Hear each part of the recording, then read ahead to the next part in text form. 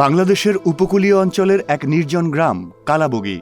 মাত্র ২০০ মিটার দৈর্ঘ্য ও ৫০ মিটার প্রস্থে এই গ্রামটি শিবসা ও ভদ্রা নদীর মাঝখানে অবস্থিত। একদিকে সুন্দরবন এবং অন্যদিকে মূলভূমি। খুলনা জেলার প্রায় বিচ্ছিন্ন এই গ্রামটিতে জলবায়ু পরিবর্তনের ভয়াবহতা এবং নদী ভাঙনের ক্ষত সর্বত্র।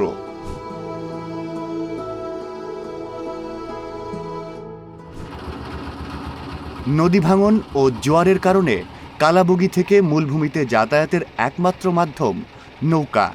গত জোয়ারের সময় শিবসা নদীর পানি বাড়ির মধ্যে ঢুকে যায়।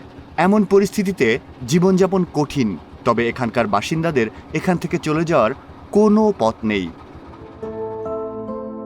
এক দশকেরও বেশি সময় ধরে সখিনা বেগম সহ অন্যান্য বাসিন্দারা প্রতিদিন নদী ভাঙন আর বন্যপ্রাণীর আক্রমণের সঙ্গে যুদ্ধ করছেন।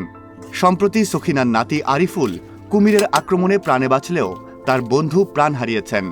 পানি ভরে ওই শিখে থাকি, যখন না যাইতে পারি তখন থাকি, ওই ঘরে থাকতাম।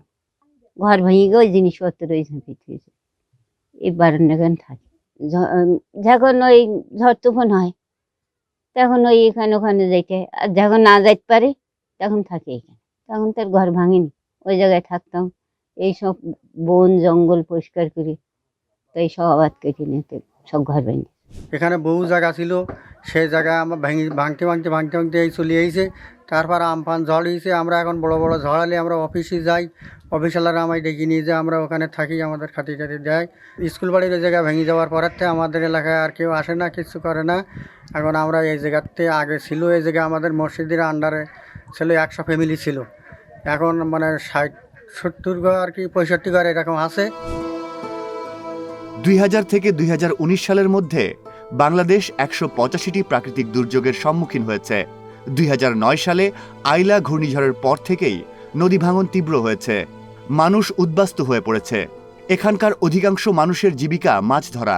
সুন্দরবন অঞ্চলে ছোট মাছ ধরার উপর নিষেধাজ্ঞা আরোপের পর থেকে পরিস্থিতি আরও কঠিন হয়ে পড়ে। এছাড়া স্বাস্থ্যসেবা, সুপেয় পানির চরম অভাব রয়েছে। এই জায়গায় ছোটবেলা যে সময় দেখেছি সেখানে হলো ছোট্ট গাঁ। আমরা ওপার হলো সাঁতার দিয়ে ওপার যেতে পারতাম, এপার আসতে পারতাম। আবার হলো ওই আসতাম, জাল টানতাম নদীর ইয়ে করি। এখন হলো সমস্যা, এখন মাছ শাক মারতাম। এখন দেখ পর ভাঙতে নদী বড় হয়ে গেছে।